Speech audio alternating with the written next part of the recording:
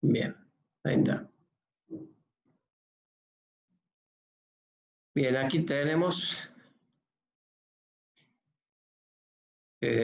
vamos a ver integral curvilínea hoy.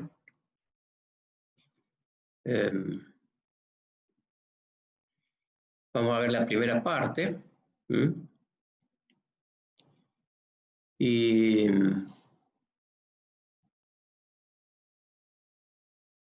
bueno, a ver si...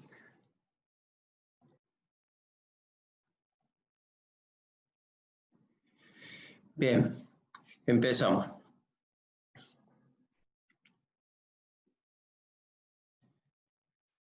Aquí estaríamos, ¿cierto? ¿Qué queremos hacer con integral curvilínea? Integral curvilínea queremos hacer es integrar un campo vectorial, ya sea de R2 en R2 o de R3 en R3,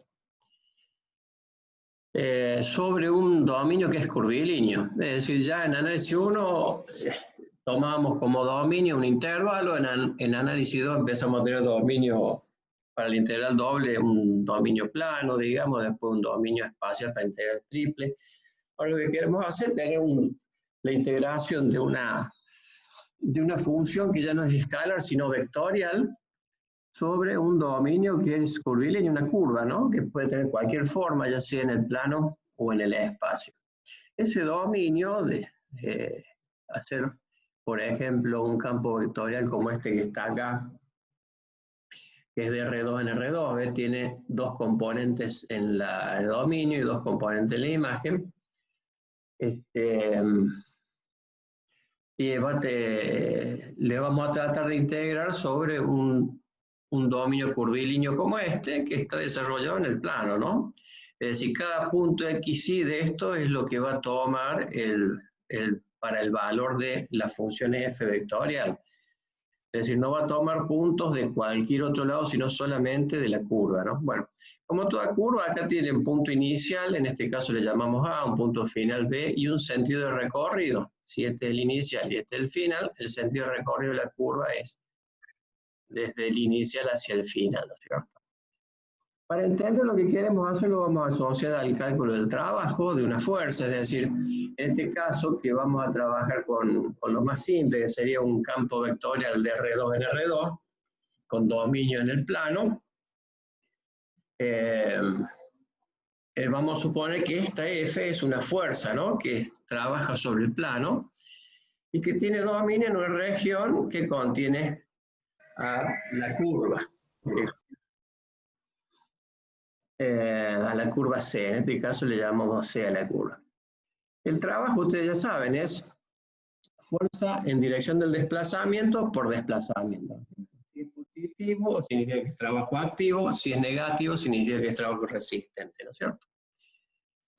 Esto es para dar una facilidad de entendimiento, así como vimos en otras ocasiones, en otras integrales, para entenderlas, trabajamos sobre volumen, por ejemplo. Bueno, acá trabajamos sobre la idea del trabajo. Entonces, acá fíjense, nos interesa solamente el campo vectorial F sobre los puntos de la curva. Entonces acá hacemos una subdivisión del arco, de este arco que es la curva, digamos, lo subdividimos en subarcos, ¿no? En este caso N, 1, 2, hasta N subarcos. Y justamente en el subarco testigo, digamos, que sería, empieza en el punto PI y termina en el PI más 1, vamos a intentar calcular el trabajo aproximado de esto, suponiendo que esta fuerza es igual en todo el arco este, ¿no es cierto? Porque estamos haciendo subarcos finitos. Por eso decimos que aproximamos, decimos el trabajo en el subarco I, que sería este de PI a PI más 1, es aproximadamente el producto escalar del campo vectorial por el desplazamiento, que es considerado como vectorcito. Entonces un producto escalar ahí. Si nos fijamos, es exactamente la idea del trabajo, porque este campo tiene una componente X y una componente Y, y el desplazamiento también tiene una componente X y una componente Y. Desde XY hasta XY más delta xy, este pedacito es delta xy, y este pedacito es delta y sub y, ¿no es cierto?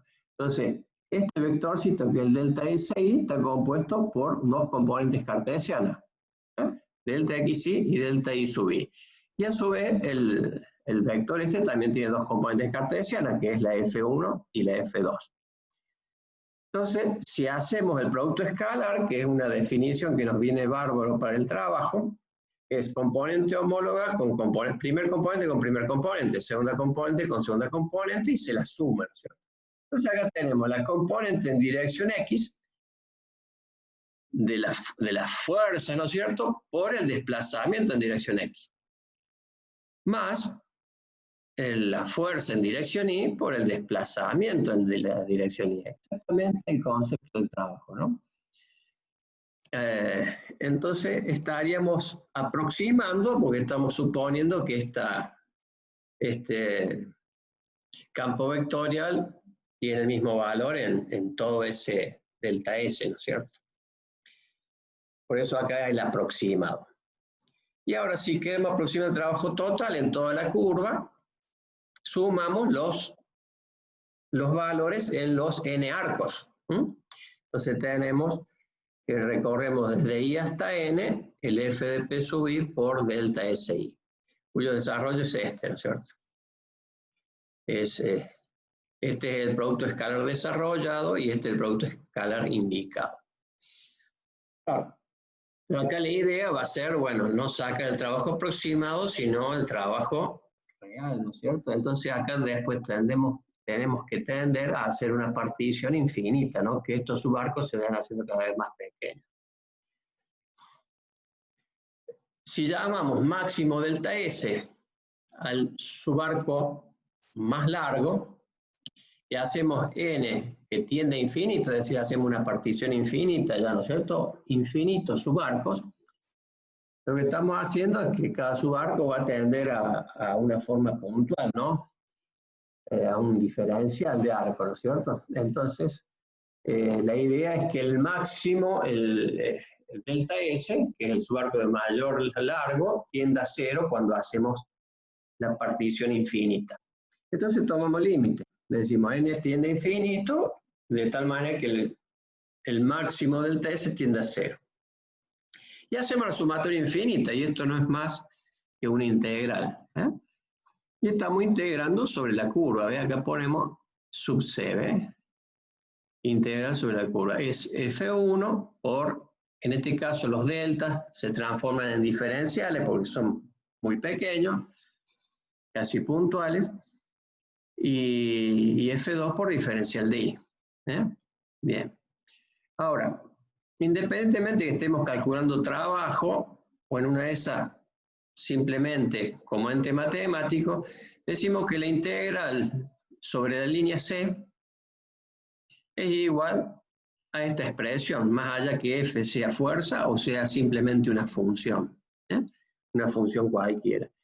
Entonces, así es como se define la integral curvilínea, ¿no? De un campo vectorial sobre un dominio lineal. Fíjense que si el campo vectorial es de R3 en R3, significa que yo voy a tener una curva en el dominio espacial alabeada, que también va a tener principio, fin y sentido recorrido, pero va a estar en el espacio. Y ya mi fuerza o mi función va a estar tomando valores en el espacio. Y voy a tener tres componentes, porque es de R3 en R3, es decir, la imagen son tres componentes. Yo voy a tener F1, F2, F3, se amplía, digamos, en una dimensión más. F1 por diferencial de X, más F2 por diferencial de Y, más F3 por diferencial de C. Y esto en forma compacta sería el producto escalar entre la función vectorial por el diferencial de desplazamiento, que es el delta S, ¿no es cierto? Y acá esto es lo que es la función vectorial, tres componentes, y este el desplazamiento, que también tiene tres componentes, desplazamiento sobre la curva, ¿no? De X, de Y, de Z. Ahora, una expresión más general, esta integral sobre la curva C, que es integral sobre C de f por diferencial de S, puede representar una idea ya para un campo vectorial de cualquier dimensión, por ejemplo, de Rn en Rn sobre una curva en Rn. ¿Esto qué significa? De que si bien pues, que con esta expresión puedo estar pensando en que puedo integrar un campo vectorial de R2 en R2 sobre una curva en R2, un campo vectorial de R3 en R3, con un diferencial de desplazamiento también en R de 3 componentes, o incluso valores de dimensión mayor, ¿no? Nada más que en ese caso no se podría graficar ni el campo vectorial ni la curva, ¿no es cierto? Estaríamos hablando de un ente de dimensiones muy grandes, ¿no? Mayores a 3. Bueno, ¿cuáles serían las propiedades fundamentales y que se usan en los prácticos? Son fundamentalmente dos. Si f es integrable sobre la curva C, se cumple que la integral sobre C de f por diferencial de S es igual a menos, este es un menos algebraico, ¿no? La integral sobre menos C, este menos C, el menos que tiene acá, significa que está recorrida la curva en sentido contrario al de C. Es decir, si C es principio, sentido y fin, sentido hacia un lado, digamos, la menos C significa que es sentido contrario. Por lo tanto, el punto que era final en C es inicial en menos C, el que era inicial en C es final en menos C, ¿cierto? Entonces, este menos que está acá no es algebraico, sino que es sentido de recorrido de la curva, y este menos sí es algebraico. Y este menos es debido a que el diferencial de S cambia de signo, es hacia el otro lado, es decir, el desplazamiento es inverso al de C. Entonces, eso significa que los diferenciales de X y de Y, y en su caso, si hubiese diferencial de Z también, son negativos o de signo contrario al que correspondía a la curva C. Por eso, es el menos acá. Y la otra, que también se usa mucho en los prácticos, o en los desarrollos teóricos también, es si yo tengo, por ejemplo, C, que es unión de curvas. Por supuesto, tiene que haber una continuidad en el sentido, ¿no? Que sean hacia el mismo, hacia un sentido, es decir, que no se contrapongan los sentidos, ¿cierto? Tiene principio, fin y sentido de recorrido. Pero ¿qué pasa? A veces lo tengo que dividir. ¿Por qué? Porque a lo mejor C2 tiene un tipo de ecuación matemática y C1 tiene otra ecuación matemática. Entonces no hay forma de hacerlo en una sola integral, es necesario dividirla. Pero C es todo, C1 unión C2. Pero no la puedo hacer con una integral porque son de ecuaciones matemáticas diferentes. Entonces necesariamente voy a tener que hacer dos integrales, una sobre C1 y otra sobre C. Una consulta que... Te escucho. ¿Ve? No se escucha tu voz. Hola, ¿me escucha, ingeniero? Sí, ahora sí. Perdón. Preguntaba, el punto común de unión de los tramos, Sí. ¿dónde lo consideramos ahí exactamente? ¿En qué tramo? ¿En el C1 o en el C2 o es indistinto? Es indistinto porque va a ser un punto común, ¿no es cierto? No es que se repite el punto, sino que es una continuidad esto, ¿no es cierto? Es una continuidad. Aparte, un punto no es contenido para lo que es curva. Una curva, el contenido de una curva es longitud y un punto no le agrega longitud a la curva, ¿no es cierto? Pero C1 sí, va a ser desde el inicio hasta el final de C1, y bueno, y C2, el final de C1 acá es el inicio de C2. Entonces, hasta que tenga su finalización. ¿Ah? Claro. Marca la integración. Claro, sí, por supuesto. Después en el límite de integración van a tener un valor común, digamos, ¿cierto? Cuando uno de una integral a la otra. En una será final, en otra será inicio. En este punto, ¿no? Bueno, pero eso lo vamos a ver en el cálculo, ¿no? Cuando hagamos el cálculo. Bueno, la idea entonces es que si bien se puede hacer con C que tenga dos tramos, también puede ser que existan más tramos con diferentes ecuaciones matemáticas. Entonces no nos quedamos con solamente dos tramos, sino que podemos generalizar a n tramos, si la curva estuviese compuesta por C1, C2, Cn pedazos de curva, ¿no? Bien, el cálculo. El cálculo de integral es muy sencillo, porque como el campo tiene que tomar valores en la curva, lo que se hace es reemplazar o una de las variables independientes o todas las variables independientes del campo vectorial por la ecuación o las ecuaciones de la curva. Entonces ahí lo obligamos al campo a tomar sí o sí, sería como una composición. El campo vectorial al cual le metemos dentro de las variables la ecuación de la curva, de tal manera que lo obligamos al campo a tomar los valores de la curva. Y haciendo eso se nos transforma la integral en una integral simple de análisis 1, y vamos a ver por qué. Por ejemplo, si queremos integrar un campo vectorial que es de dos componentes sobre una curva que está en R2, porque el campo toma en R2, ¿no es cierto? Esa curva que está en el plano, va a estar en el plano XY, puede estar definida por una función igual a f de x, ¿no es cierto? Y bueno, como no va a ser una curva infinita, sino que tiene que ser un pedazo de curva, va a estar con x entre x1 y x2. Entonces, cuando yo reemplace, acá tengo la integral, fíjate lo que hemos planteado para un campo vectorial de dos componentes, ¿no? Con una curva también en el plano. F1 por diferencial de x, F2 por diferencial de y. Entonces, ¿qué hacemos? Hay como la curva está representada por una y igual a f de x, reemplazamos esta y que está acá y esta y que está acá de las componentes del campo por lo que vale la curva. Entonces le obligamos al campo a tomar los valores de la curva. Como me va a quedar todo en función de x, lo que tengo que hacer también reemplazar el diferencial de y, porque no voy a tener todo en función de x, me va a quedar el diferencial de y acá. Entonces, el diferencial de y, ¿qué va a ser? El diferencial de la curva también.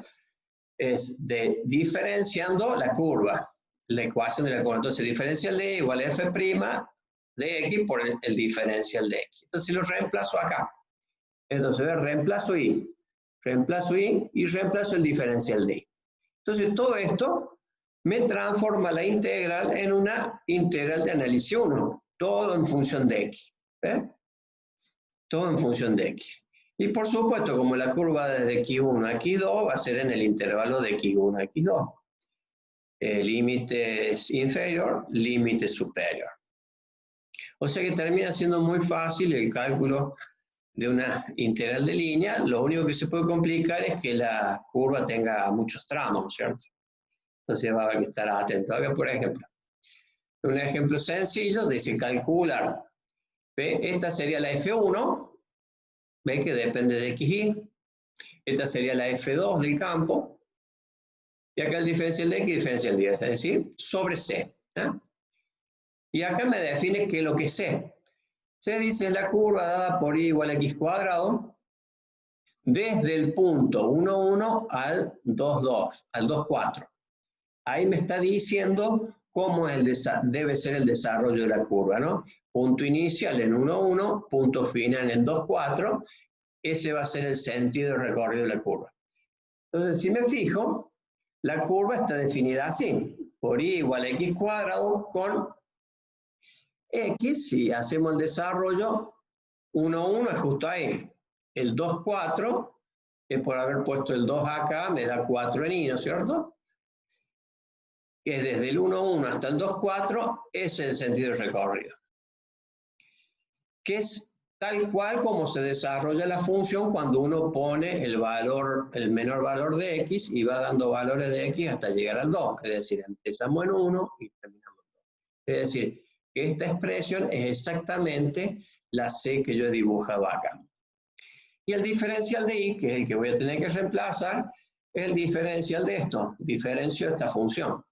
2x por diferencial de x. Entonces me voy a la integral de línea y reemplazo.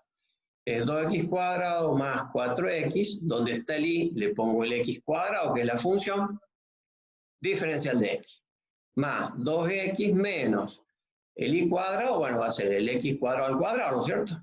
Es lo que vale la curva, por lo que dice acá que es al cuadrado, y el diferencial de y lo reemplazo por lo que ya calculé. Entonces me queda toda una expresión de análisis 1, que está acá, integrando desde 1 hasta 2. ¿Eh? Y ahí está. Voy calculando, como hago siempre en análisis 1, puse acá todos los valores, bueno, la integral sobre la curva me da 41 tercios. ¿Eh? Es decir, como toda integral, ¿no es cierto?, me da un número. ¿Eh? Bien. La otra forma que puede ser dada es que sea la curva que sea x en función de y, porque ya me la den así o porque sea más fácil la ecuación matemática ponerla así. Siempre voy a estar con la curva en el plano, ¿cierto? Con y que va de y1 hasta y2. ¿Eh? Bueno, en este caso, el diferencial que, como voy a poner todo en y, el diferencial que voy a tener que reemplazar va a ser el diferencial de x. Entonces va a ser diferenciando esta expresión, f' de y por diferencial de y. Entonces me voy a la integral, voy a reemplazar a x ahora, ¿eh? Pongo x por f de y permanece igual, el diferencial de x es el que reemplazo el x acá, y bueno, esto ya viene todo en y, ¿no es cierto? Y acá voy a poner y1 e y2, ¿eh? El intervalo va a ser entre y1 e y2. Y bueno, y me va a quedar una integral de análisis 1 también. Bueno, un ejemplito sencillo, que acá fijémonos cómo es el enunciado, dice hallar el valor de la integral esta. Fíjense que esta sería la f1, la función que está con el diferencial de x, y esta es la función que está con el diferencial de y. Siendo menos c, fíjate vos, me está diciendo menos c es la expresión matemática esta. Sin embargo, me están pidiendo calcular integral sobre c, no sobre menos c, ¿cierto? Entonces, acá ya me estoy dando cuenta que voy a tener que usar la propiedad 1. Es decir, que si yo integro sobre menos c, para que sea integral sobre c, le voy a tener que cambiar de signo, ¿cierto? Porque c va a ser el recorrido al revés. Bien. Entonces dice, menos c es x igual a y cuadrado, con y que va de 0 a 1. Entonces, bueno, hago el trabajito del grafiquito este. El gráfico lo puedo hacer o no, pero acá como es sencillo, en realidad esta curva empieza, si yo empiezo con el menor valor de y, empiezo con este punto. Este sería el punto inicial, ¿no es cierto?, para mi función. Y cuando voy desarrollando con y, aumentando y, mi punto final viene al 1 a 1, ¿no es cierto?, cuando llego a 1. Entonces, el sentido de esta función es al revés del c. Por eso decimos que esta ecuación es menos c, porque es para arriba. Y la que me están pidiendo, deduzco que es entonces para abajo, ¿cierto? Porque si este es menos c, la c tiene que ser para el otro lado. Bien, entonces, ¿cómo integro? O le pongo el signo menos y no le cambio la ubicación de los valores de los límites de integración, o le cambio el orden de los límites de integración. En vez de poner el 0 abajo, pongo el 0 arriba, y el 1 en vez de ponerlo arriba lo pongo abajo. Entonces yo ya sé que cumple la misma función que el menos adelante. Si le pongo el menos adelante, pongo 0 abajo y 1 arriba. Si no pongo el menos adelante, tengo que hacer 1 abajo y 0 arriba. Entonces estoy haciendo desde acá hasta acá. Y bueno, reemplazo, es decir, x ¿cuánto vale? Y cuadrado. Entonces pongo y cuadrado al cuadrado. El y lo dejo igual. El diferencial de x, ¿cuál va a ser? Acá lo tengo. 2y por diferencial de y. Lo pongo ahí. Y esta parte es todo en y, o sea que lo dejo igual. Y bueno, junto hago factor común diferenciales, integro, y bueno, me va a dar el valor. Integro como en análisis 1. Es decir, estos son ejemplos sencillos. La complicación puede estar en que tenga una función un poco más complicada o que tenga una curva con más tramos, nada más. Bien, ahora, si la curva viene dada como función vectorial, ¿se acuerdan de la función vectorial? Que tiene una variable en el dominio y dos componentes en la imagen, ¿no es cierto? Entonces el t no se dibuja, lo que se dibuja son los valores de x, y. Entonces acá tendríamos una curva en el plano, ¿no es cierto? Este sería el parámetro. Entonces, también se puede hacer cuando tengo un campo vectorial de R2 en R2 sobre una curva en el plano, lo puedo hacer con ecuaciones paramétricas. Acá va a estar, acá está el dibujito para que entendamos. C de T1 sería ese punto, tiene un X en T1, se pone T1 ahí, y se pone T1 acá, y voy a tener un Y de T1, ¿cierto? Y bueno, cuando va transitando los valores de T hasta llegar a T2, llegó al punto final. Y este sería el sentido de recorrido. Entonces, en este caso, cuando son ecuaciones paramétricas, se reemplazan todas las variables independientes del campo. Es decir, se compone, se cambia el X por el F de T, el Y por el G de T, y el diferencial de X por lo que vale, ¿no? Es decir, se diferencia la función, es F' de T por diferencial de T, se diferencia la Y, diferencial de Y G' de T, diferencial de T. Y eso es lo que se reemplaza acá. Diferencial de X es esto, diferencial de Y es esto, y el X el Y, y el X es Y, ¿no es cierto? Se saca factor común, y fíjense, termina siendo una integral de análisis 1, pero en T. Bien, acá tengo un ejemplo. Bueno, acá está la función, está X e Y, es decir, la curva en formas paramétricas, con ecuaciones paramétricas.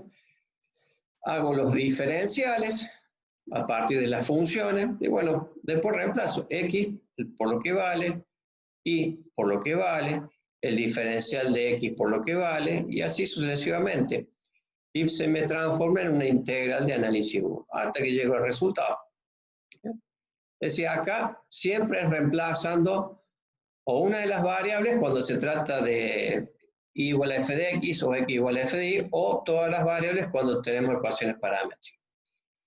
Cuando yo tengo que integrar de R3 en R3, ya tengo un campo en el espacio, con una curva en el espacio.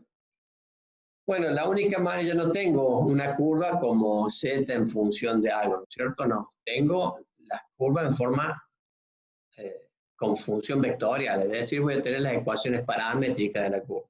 Entonces voy a tener x, y, z. Y bueno, hago lo mismo, nada más que ahora voy a tener tres diferenciales. Diferencial de x, diferencial de y, diferencial de z. ¿Por qué? Porque tengo un campo con tres componentes y tres diferenciales ahora. Estoy en el espacio. Y bueno, hago lo mismo que hice antes, reemplazo x y z, reemplazo el diferencial. Acá ya le saqué factor común, diferencial de t afuera.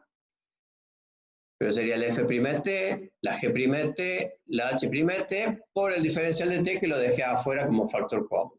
Y es una ecuación, una integral de análisis 1, de t a t, T1 a T2. Acá está el ejemplo. ¿Ves? Tenemos una ecuación bastante sencilla. ¿Ves? No aparece el z, pero sí el diferencial de z. La curva viene con 3 componentes, t cuadrado, el z está fácil porque es una constante. Y bueno, pero bueno, hago el reemplazo lo mismo, ¿eh? Reemplazo los diferenciales también, de acuerdo a lo que tengo acá, son los diferenciales. Y reemplazo, reemplazo, hasta que hago la integral de línea de análisis 1, perdón, la integral simple de análisis 1, que va de 0 a 1 en el intervalo de integración. Y me da, bueno, 11 sobre 15 en este caso. Pero es siempre lo mismo, hay que, en este caso es sencillo porque hay un solo formato, ¿no es cierto? Lo trabajamos con ecuaciones paramétricas. Bien, este otro pedacito de lo que sería integral curvilínea. Después la otra clase que tengamos, vamos a ver la segunda parte de integrales curvilíneas, que va a ser donde veamos teorema de Green y veamos independencia del camino cuando se integra sobre curvas, sobre campos especiales, ¿no? Es decir, vamos a tener una segunda parte. Bueno, el cálculo de área plana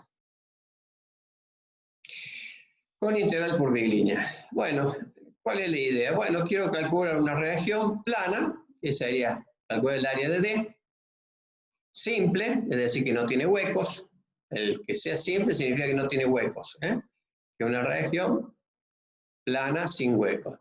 Limitada por una curva cerrada simple, recorrida en sentido positivo. El sentido positivo es el antihorario, ¿no? Cuando es cerrada, el sentido positivo es el antihorario. Mediante una integral curvilínea. Entonces, ¿qué hacemos? Bueno, nosotros lo que sabemos es calcular el área con integral doble, por ejemplo. La integral doble sabemos que es integrando los dos diferenciales. Esa es propiedad 5, creo que era. ¿Eh?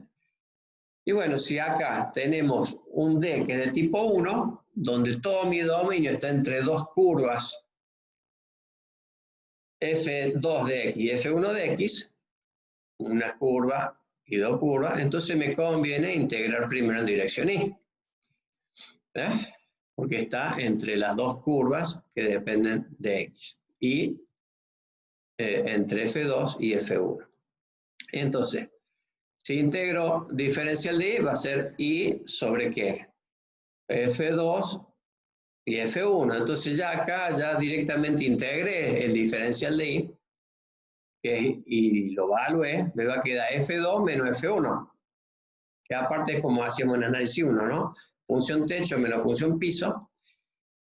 F2 menos F1, que es lo mismo que haber hecho la primera integral del primer diferencial, que sería el diferencial de Y. ¿Por qué? Porque es D de tipo 1.